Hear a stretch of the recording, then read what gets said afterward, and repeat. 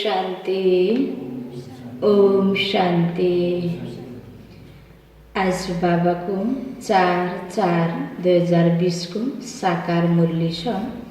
मुख्य सारमा मीठे बच्चे, यह रूहानी हॉस्पिटल तुम्हें आधा कल्प के लिए एवर हेल्दी बनाने वाली है।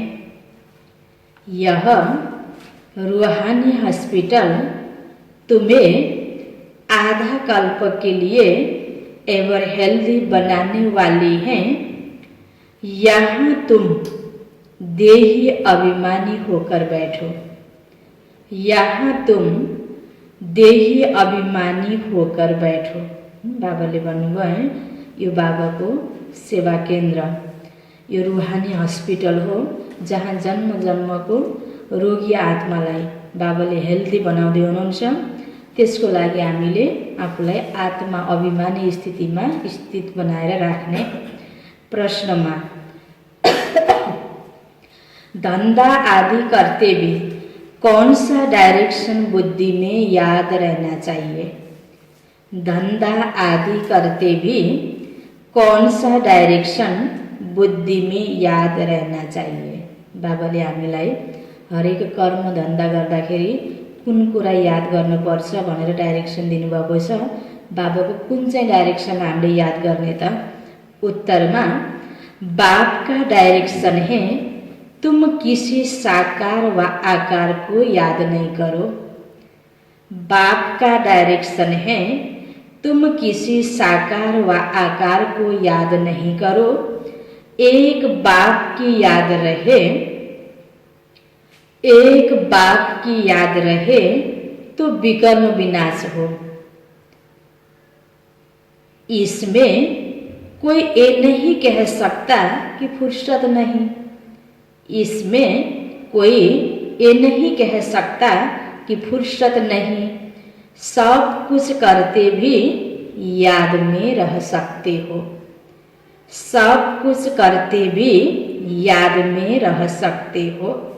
त बाबाले भन्नुभयो बाबाको याद गर्नको लागि धन्दाधुरी गर्दा पनि, कुनै पनि कार्य गर्दा पनि बाबालाई याद गर्न सकिन्छ।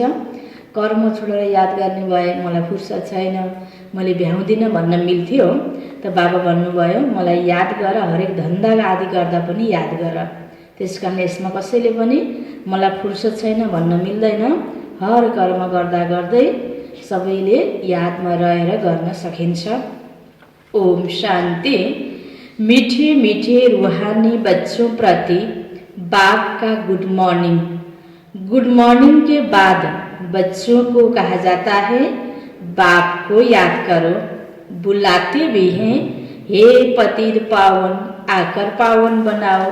तो बाप पहले पहले ही कहते हैं रूहानी बाप को याद करो। रूहानी बाप तो सबका एक ही है। फादर को कभी सर्वव्यापी नहीं माना जाता है। तो जितना हो सके बच्चे पहले पहले बाप को याद करो। कोई भी साकार व आकार को याद नहीं करो सिवाय एक बाप के। यह तो बिल्कुल सहज है ना। मनुष्य कहते हैं हम बिजी रहते हैं, फुर्सत नहीं, परंतु इसमें तो सदैव फुर्सत है। बाप युक्ति बतलाते हैं, यह भी जानते हो। बाप को याद करने से ही हमारे पाप भस्म होंगे। मुख्य बात है यह। धंधे आदि की कोई मना नहीं है। वह सब करते हुए सिर्फ बाबा को याद करो तो विकर्म विनाश हो। यह तो समझते हैं हम पतित हैं। साधु संत ऋषि मुनि आदि सब साधना करते हैं। साधना की जाती है भगवान से मिलने की। सो जब तक उनका परिचय न हो तब तक तो मिल नहीं सकते। तुम जानते हो बाप का परिचय दुनिया में कोई को भी नहीं है। कसैलाई भेट्न जानको लागि चिनेकै छैन भने भेट्न जान सकिन्न। चिनेको छ, उसको नाम थाहा छ, एड्रेस छ, कहाँ बस्छ, के गर्छ, तब उसलाई भेट्न जान सजिलो हुन्छ। त्यस्तै बाबा पनि भन्दै हुनुहुन्छ आज सबैले भगवानको साधना त गर्छन् तर भगवानको परिचयको बिना त्यसकारण जुन प्राप्ति हुन पर्ने हो त्यो भइरहेको छैन। देह का परिचय तो सबको है, बड़ी चीज का परिचय झट हो जाता है। आत्मा का परिचय तो जब बाप आए तब समझाए। आत्मा और शरीर दो चीजें हैं। आत्मा एक स्टार है और बहुत सूक्ष्म है, उनको कोई देख नहीं सकते। तो यहाँ जब आकर बैठते हैं तो देही अभिमानी होकर बैठना है। यह भी एक हॉस्पिटल है ना, आधा कल्प के लिए एभर हेल्दी होने की। बाबा भन्दै हुनुहुन्छ यहाँ जो बाबाको रोज हामीले मुरली पढिरहेका छौँ, शिक्षा पाइरहेका छौँ, मनलाई सही बनाउनको लागि, मजबुत बनाउनको लागि। जहाँ मन मजबुत हुन्छ, मन स्वस्थ हुन्छ, मनको प्रभाव तनमा पर्छ। त बाबा भन्दै हुनुहुन्छ एउटा हस्पिटल पनि हो जहाँ हामी एभर हेल्दी बन्न सक्छौँ। आत्मा तो है अविनाशी, कभी विनाश नहीं होता। आत्मा का ही सारा पाठ है। आत्मा कहती है मैं कभी विनाश को नहीं पाती हूँ। इतनी सब आत्माएं अविनाशी हैं, शरीर है विनाशी। अब तुम्हारी बुद्धि में यह बैठा हुआ है कि हम आत्मा अविनाशी हैं, हम 84 जन्म लेते हैं। यह ड्रामा है। इसमें धर्म स्थापक कौन कौन कब आते हैं, कितने जन्म लेते होंगे, यह तो जानते हो। 84 जन्म जो गाए जाते हैं जरूर किसी एक धर्म के होंगे, सभी के तो हो न सके। सब धर्म इकट्ठे तो आते ही नहीं। जो सती को सुर में आने वाला, सती को सुर में जुन धर्म थियो त्यही नै अंत तक, कली को अंत तक हरेक धर्म का आत्माले जो जन्म लिन्छन् पूरा लियो भने 84 जन्म भयो। त्यसकारण बाबा भन्दै हुनुहुन्छ सबै धर्मको होइन, एक धर्मका आत्माहरूको 84 जन्म पूरा हुन्छ। बाँकी अन्य धर्महरूको स्थापना द्वापरबाट हुन्छ। सत्ययुग त्रेतामा एउटै धर्म थियो। तो हम अब दूसरों का हिसाब क्यों बैठ निकालें? जानते ही फलाने फलाने समय पर धर्म स्थापन करने आते हैं, उसकी फिर वृद्धि होती जाती है। सब सतो प्रधान से तमो प्रधान तो होने ही है। दुनिया जब तमो प्रधान होती है तब फिर बाप आकर सतो प्रधान सतयुग बनाते हैं। अभी तुम बच्चे जानते हो, हम भारतवासी ही फिर नई दुनिया में आकर राज्य करेंगे और कोई धर्म नहीं होगा। तुम बच्चों में भी जिनको उच्च मर्तबा लेना है वह जास्ती याद में रहने का पुरुषार्थ करते हैं और समाचार भी लिखते हैं कि बाबा हम इतना समय याद में रहता हूँ। कई तो पूरा समाचार लज्जा के मारे देते नहीं। त बाबाले भन्नुभयो जुन कर्म कर्तव्य हामीले गर्छौँ, स्वोन्नतिको लागि जो पुरुषार्थ गर्छौँ या सेवाका कुनै पनि हामीले एक्टिभिटीहरू गर्छौँ त बाबालाई हामीले समाचार दिन्छौँ। जसले समाचार दिन्छ राम्रोसँग बाबालाई, त बाबा भन्नुहुन्छ जसले बढी यादमा रहन्छ उसले पुरुषार्थ पनि गर्छ, सेवा पनि गर्छ र समाचार पनि दिन्छ। उनी उच्च पद पाउनुको अधिकारी हुन्छ। अब जसलाई आफूले राम्रोसँग ठिक गरेछु भन्ने लाग्दैन, बताउन अप्ठ्यारो हुने कुरा छ भने उसले बताउने गर्दैन। त बाबा भन्दै हुनुहुन्छ कई तो पूरा समाचार लज्जा के मारे देते नहीं, समझते ही बाबा क्या कहेंगे, परंतु मालूम तो पड़ता है ना। स्कूल में टीचर स्टूडेंट को कहेंगे ना कि तुम अगर पढ़ेंगे नहीं तो फेल हो जाएंगे। लौकिक माँ बाप भी बच्चे की पढ़ाई से समझ जाते हैं। यह तो बहुत बड़ा स्कूल है, यहाँ तो नंबरवार बिठाया नहीं जाता, बुद्धि से समझा जाता है। नंबरवार तो है ना, बाहरी स्कूल में तो रोल नंबर हुन्छ, फिर हरेक सब्जेक्ट को परीक्षा लिएर लिखित रूपबाट उसको नंबर हुन्छ, अगाडि पछाडि बसाउनेको पनि क्रम हुन्छ, ग्रुप वाइज छुट्याइन्छ। तर यहाँ बाबाले यहाँ त्यो छैन, गराउनु भएको छैन। तर स्थितिमा अवश्य पनि हामी हरेक बच्चाहरू बाबासँग पढाइ पढ्नेवाला विद्यार्थीहरू वो स्थितिको आधारमा नंबरवार छौँ। अब बाबा अच्छे अच्छे बच्चों को कहाँ भेज देते हैं, वहाँ फिर चले जाते हैं तो दूसरे लिखते हैं हमको महारथी चाहिए, तो जरूर समझते हैं वह हमसे होशियार नामी ग्रामी है। जो सेवा गर्नको लागि, जो सेवा गर्न एक्टिभ छ, सक्षम छ, उसले बोलाउने चलन हुन्छ। नंबरवार तो होते हैं ना, प्रदर्शनी में भी अनेक प्रकार के आते हैं, तो गाइड्स भी खड़े रहने चाहिए जांच करने के लिए कसले कसरी समझाउँछ। रिसीव करने वाले तो जानते हैं यह किस प्रकार का आदमी है, तो उनको फिर इशारा करना चाहिए कि इनको तुम समझाओ, तुम भी समझ सकते हो। First grade, second grade, third grade सब है, वहाँ तो सबकी सर्विस करनी ही है। कोई बड़ा आदमी है तो जरूर बड़े आदमी की खातिरी तो सब करते हैं, यह कायदा है। बाप अथवा टीचर बच्चों की क्लास में महिमा करते हैं, यह भी सबसे बड़ी खातिरी है। नाम निकालने वाले बच्चों की महिमा अथवा खातिरी की जाती है कि यह फलाना धनवान है, यह रिलीजियस माइंडेड है, यह भी तो खातिरी है ना। अब तुम यह जानते हो ऊंचे ते ऊंच भगवान है, कहते भी हैं बरोबर ऊंचे ते ऊंच, परंतु फिर बोलो उनकी बायोग्राफी बताओ तो कह देंगे सर्वव्यापी है ना। भगवान को बारे में दुनिया में भगवानलाई मान्ने वाला धेरै छन्, भगवानबाट प्राप्ति पनि कति प्रकारको गर्न चाहन्छन्, तर बाबा भन्दै हुनुहुन्छ भगवानलाई मान्दा मान्दै भगवानलाई एकातिर उच्चते उच्च हो, भगवान एक हुनुहुन्छ, उच्च हुनुहुन्छ भन्ने भन्दा भन्दै पनि अब भगवान को हुनुहुन्छ त्यो उच्च, त्यो एक को हुनुहुन्छ भनेर सोच्दाखेरि सोध्ने बेलामा कसैलाई थाहै छैन र भगवानलाई यही भन्छन् कि सर्वव्यापी हुनुहुन्छ, तर भगवान सर्वव्यापी हुनुहुन्न, बस एकदम नीचे कर देते हैं।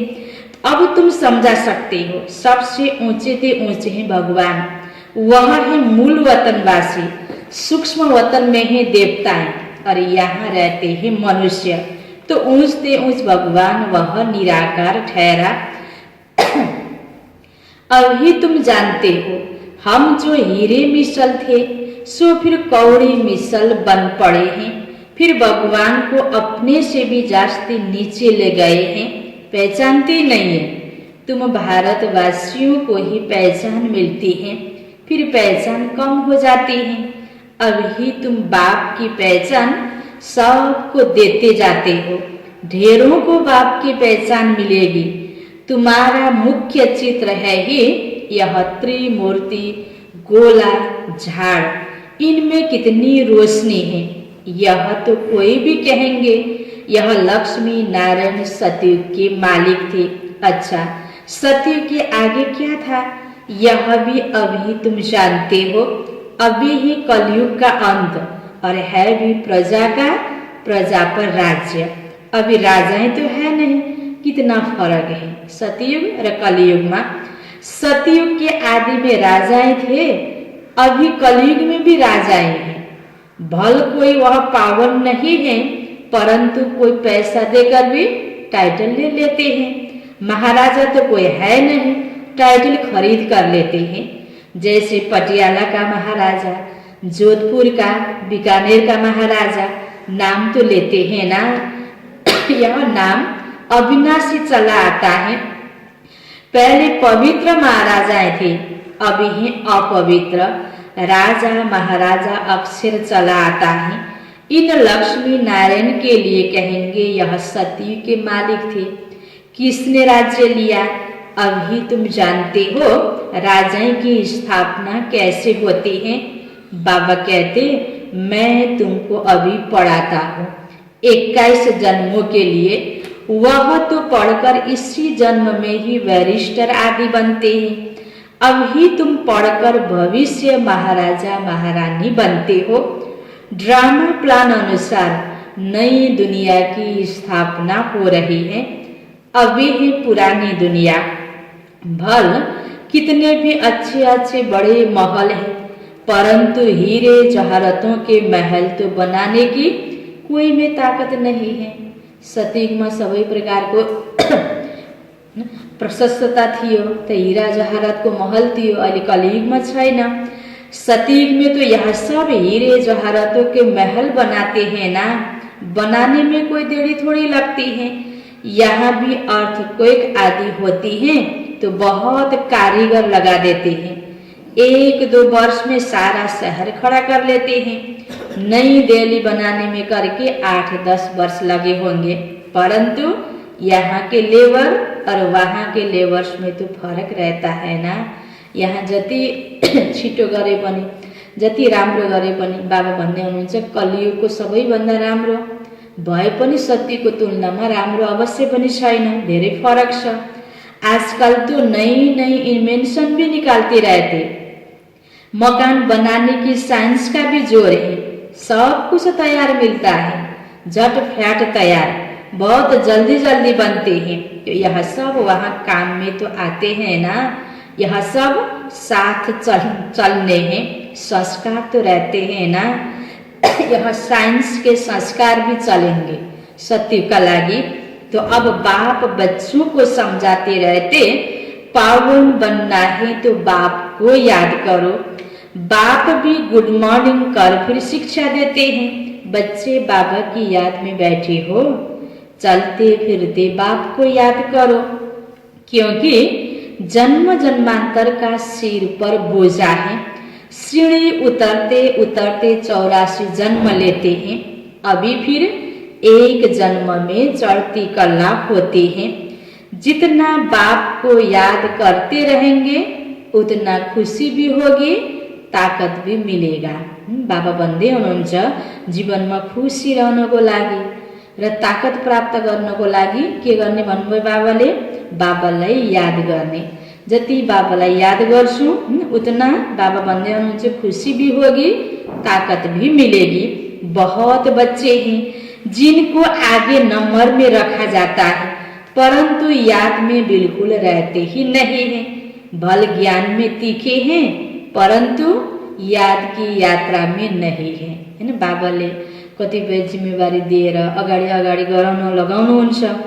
त बाबा भन्दै हुनुहुन्छ ज्ञानमा त भले तेज छ, तर याद को यात्रा में कम छ। बाबा तो बच्चों की महिमा करते हैं, यह भी नंबर 1 में है, तो जरूर मेहनत भी करते होंगे ना। तुम हमेशा समझो कि शिव बाबा समझाते हैं तो बुद्धियोग वहाँ लगा रहेगा। जुन कुनै पनि शिक्षा हामीलाई प्राप्त हुन्छ त बाबा भन्नुहुन्छ मूल्य सुनिरहँदा या अन्य अघि पछि पनि कुनै पनि डाइरेक्सन सेवाको लागि प्राप्त हुन्छ, बाबाले मलाई सम्झाउँदै हुनुहुन्छ, बाबाले मलाई बुझाउँदै हुनुहुन्छ, बाबाले मलाई यो डाइरेक्सन दिनुभएको छ भन्ने मन बुद्धिमा राखेर गर्यो भने बाबाको याद हुन्छ। यह भी सीखता तो होगा ना, फिर भी कहते बाबा को याद करो। किसी को भी समझाने के लिए चित्र है, भगवान कहा ही जाता है निराकार को, वह आकर शरीर धारण करते हैं। एक भगवान के बच्चे सब आत्माएं भाई भाई हैं, अभी इस शरीर में विराजमान हैं, सभी अकाल मूर्त हैं। यह अकाल मूर्त आत्मा का तख्त है। अकाल तख्त और कोई खास चीज नहीं है, यह तख्त है अकाल मूर्त का। भ्रिकुटी के बीच में आत्मा विराजमान होती है, इसको कहा जाता है अकाल तख्त। आत्मा बस्ने को ठाउँ, यो शरीर को यो निधार को 20 भाग जसलाई भनिन्छ अकाल तख्त। अकाल तख्त किन भनियो? आत्मा अकाल मूर्त हो, अकाल मूर्त आत्मा बस्ने को ठाउँ। आत्मा सब अकाल है, कितनी अति सूक्ष्म है। बाबा तो है निराकार, वह अपना तख्त कहाँ से लाए? बाबा कहते मेरा भी यह तख्त है, मैं आकर इस तख्त का लोन लेता हूँ। ब्रह्मा बाबा को शरीरलाई चलाउने वाला आत्मा जानेर बसेको छ। शिव बाबा भन्दै हुनुहुन्छ मेरो त आफ्नो शरीर छैन, तिमी बच्चाहरूलाई पढाउनको लागि म आत्मा पनि उ ब्रह्माको आत्माको नजिक आएर बस्छु र ब्रह्माको मुखदेखि तिमीलाई पढाउँछु। ब्रह्मा के साधारण बूढ़े तन में अकाल तख्त पर आकर बैठता हूँ, अभी तुम जान गए हो। सब आत्माओं का यह तख्त है। मनुष्य की ही बात की जाती है, जानवरों की तो बात नहीं है। मुख्य गरी बाबाले यहाँ जुन शिक्षा दिनुहुन्छ यहाँ आत्माको बारेमा, मनुष्य आत्माको जन्म कहानी, मनुष्य आत्माको लागि आवश्यक कुराहरूको शिक्षा बाबाले यहाँ दिने गर्नुहुन्छ। पहले जो मनुष्य जानवर से भी बदतर हो गए हैं वह तो सुधरे। कोई जानवर की बात पूछे तो बोलो, क्या बोलो? अपना तो सुधार करो पहले। कोही कोही नयाँ नयाँ व्यक्तिहरू आउँछन्, जब यहाँ कोर्स गर्नको लागि आउँछन्, यहाँको बारेमा ज्ञान सुन्नको लागि आउँछन्, जब हामीले आत्माको पाठ पढाइरहँदाखेरि मनुष्य आत्माको जन्म कहानीको कुरा बताइरहँदा यो जानवरको आत्माहरू कहाँ हुन्छ नि, कहाँ जान्छ नि, प्रश्न गर्छन् नि कतिपयले। त बाबा भन्दै हुनुहुन्छ सबभन्दा जरुरत अहिले के छ, मनुष्य आत्मालाई सुध्रिनुको जरुरत छ। मनुष्य आत्मा सुध्रियो भने यो प्रकृति जानवर सबै कुराहरू स्वतै सुध्रिने हुनाले पहिला बाबाले भन्नु पहिला तिमीले आफूलाई त चिन, आफूलाई त सुधार। यहाँ पहिला मनुष्य आत्मा को बारेमा शिक्षा दिन्छ, जानवर को बारेमा होइन। पहले अपना तो सुधार करो, सतयुग में जानवर भी बड़े अच्छे फर्स्ट क्लास होंगे। बाबा भन्नुहुन्छ त्यहाँ त गाई र बाघ पनि एउटै घाटमा पानी पिउन सक्छन्, बाघ र बाख्रो एउटै घाटमा पानी पिउन सक्छन्, जानवरमा पनि मेलमिलाप हुन्छ। त्यो कारण के हो, मनुष्य आत्माको स्थिति सर्वप्रधान थियो भने त्यसको प्रभाव स्वतै त्यहाँ प्रकृति र जानवरको अवस्था ठिक हुन्छ। अहिले मनुष्यको अवस्था बिग्रिएको हुनाले सारा संसारमा प्रकृति पनि तमोप्रधान बनेको छ, जनावर आदि पनि हिंसक बनेका छन्, दुःख दिनेवाला बनेका छन्। त्यसकारण बाबाले भन्नुहुन्छ हरेक व्यक्तिलाई ज्ञान सुनाउँदा पहिला यो सिकाऊ कि मनुष्य आत्माको बारेमा कि हामी हरेकले पहिला आफूलाई परिवर्तन गर्नुपर्छ। वहाँ किचडा आदि कुछ भी नहीं होगा। अहिले कति फोहोर गर्छन् पशु पंक्षी जनावरहरूले, बाबा भन्नुहुन्छ वहाँ त्यस्तो फोहोर हुँदैन। किंग के महल में कबूतर आदि का किचड़ा हो तो दंड डाल दे, जरा भी किचड़ा नहीं। वहाँ बड़ी खबरदारी रहती है, पैरे पर रहते हैं, कभी कोई जानवर आदि अंदर घुस न सके, बड़ी सफाई रहती है। लक्ष्मी नारायण के मंदिर में भी कितनी सफाई रहती है। शंकर पार्वती के मंदिर में कबूतर भी दिखाते हैं, जरूर मंदिर को भी खराब करते होंगे। शास्त्रों में तो बहुत दंत कथाएं लिख दी है। अभी बाप बच्चों को समझाते हैं, उनमें भी थोड़े हैं जो धारणा कर सकते हैं, बाकी तो कुछ भी नहीं समझते। बाबा बच्चों को कितना प्यार से समझाते हैं, बच्चे बहुत बहुत मीठे बनो, मुख से सदैव रतन निकलते रहे, तुम हो रूप बसंत, तुम्हारे मुख से पत्थर नहीं निकलने चाहिए। आत्मा की ही महिमा होती है। आत्मा कहती है मैं प्रेसिडेंट हूँ, मैं फलाना हूँ, मेरे शरीर का नाम यह है। अच्छा आत्माएं किसके बच्चे हैं? एक परम पिता परमात्मा के बच्चे, तो जरूर उनसे वर्षा मिलता होगा। वह फिर सर्वव्यापी। तुम समझते हो हम भी पहले कुछ नहीं जानते थे, अभी कितनी बुद्धि खुली है। यो बाबाले दिएको ज्ञान प्राप्त गर्नुभन्दा पहिला, यो ब्रह्मकुमारी आश्रमसँग जुड्नुभन्दा पहिला हामीलाई पनि यो बारेमा थाहा थियो त? आत्माको बारेमा, परमात्माको बारेमा केही पनि थाहा थिएन। अहिले कति क्लियर गरेर बाबाले सबै विषयको बारेमा बताइराख्नु भएको छ। तुम कोई भी मंदिर में जाएंगे समझेंगे यह तो सब झूठे चित्र है। 10 भुजाओं वाला हाथी की सूंड वाला कोई चित्र होता है क्या? तर बिचारा मनुष्य आत्माको कति भावना त्यसैमा छ।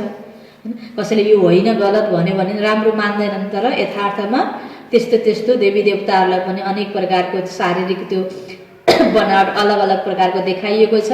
त बाबाले भन्नुहुन्छ त्यो होइन, यह सब है भक्ति मार्ग की सामग्री, पूजा गर्नको लागि सामग्री। वास्तव में भक्ति होनी चाहिए एक शिव बाबा की, जो सबका सद्गति दाता है। तुम्हारी बुद्धि में है यह लक्ष्मी नारायण भी 84 जन्म लेते हैं। सब देवी देवताहरूको पुनर्जन्म हुन्छ।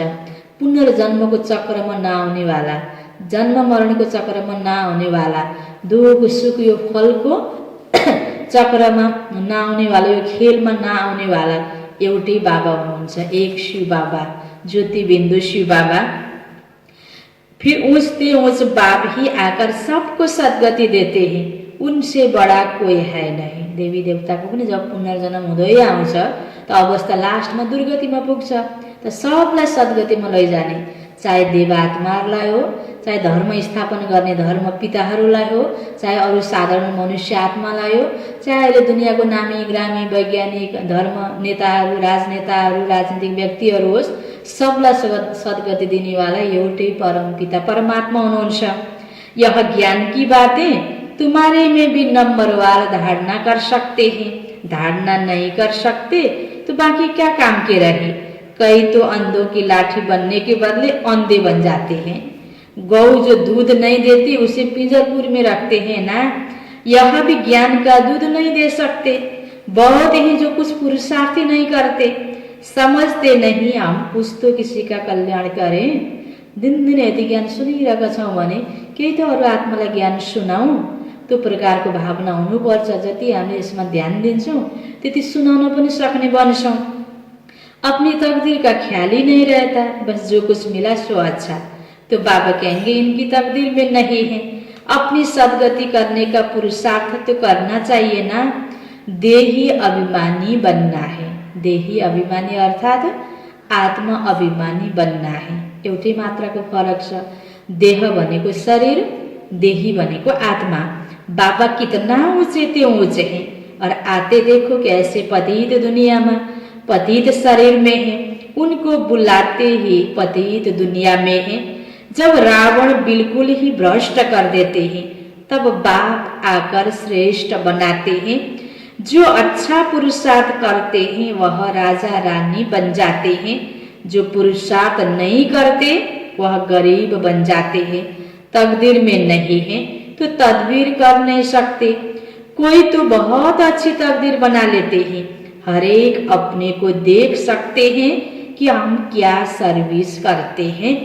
अच्छा, मीठे मीठे सिकिलदे बच्चों प्रति मात पिता बाप दादा का याद प्यार और गुड मॉर्निंग। रूहानी बाप की रूहानी बच्चों को नमस्ते। रूहानी बच्चों की रूहानी बाप को याद प्यार गुड मॉर्निंग और नमस्ते नमस्ते। धारणा को लागि मुख्य सार। पहिलो पोइन्टमा रूप बसंत बन मुख से सदैव रतन निकालने हैं। रूप बसंत बन मुख से सदैव रतन निकालने हैं। बहुत बहुत मीठा बनना है। बहुत बहुत मीठा बनना है। कभी भी पत्थर नहीं निकालना है। पत्थर अर्थात कटु वचन, अपशब्द, दुख देने वाला बोली मुखबाट कहिल्यै पनि ननिस्कोस्। कभी भी पत्थर नहीं निकालना है। दूसरो पॉइंट, ज्ञान और योग में तीखा बन। ज्ञान और योग में तीखा बन अपना और दूसरों का कल्याण करना है।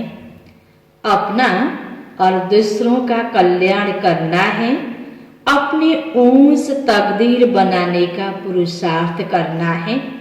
अपनी ऊंच तकदीर बनाने का पुरुषार्थ करना है। अंधों की लाठी बनना है। अंधों की लाठी बनना है। यो छ बाबाको वरदान। माया व विघ्नों से सेफ रहने वाले। माया व विघ्नों से सेफ रहने वाले बाप दादा की छत्र छाया के अधिकारी भव। बाप दादा की छत्र छाया के अधिकारी भव। इसको विस्तार में, जो बाप दादा के सिकिलदे लाडले हैं, जो बाप दादा के सिकिलदे लाडले हैं, उन्हें बाप दादा की छत्र छाया अधिकार रूप में प्राप्त होती है। उन्हें बाप दादा की छत्र छाया अधिकार रूप में प्राप्त होती है। जिस छत्र छाया में माया के आने की ताकत नहीं, जिस छत्र छाया में माया के आने की ताकत नहीं, वह सदा माया पर विजय बन जाते हैं। वह सदा माया पर विजयी बन जाते हैं। यह याद रूपी छत्र छाया, यह याद रूपी छत्र छाया सर्व विघ्नों से सेफ कर देती है। सर्व विघ्नों से सेफ कर देती है। किसी भी प्रकार का विघ्न, किसी भी प्रकार का विघ्न छत्र छाया में रहने वालों के पास आ नहीं सकता। किसी भी प्रकार का विघ्न छत्र छाया में रहने वालों के पास आ नहीं सकता।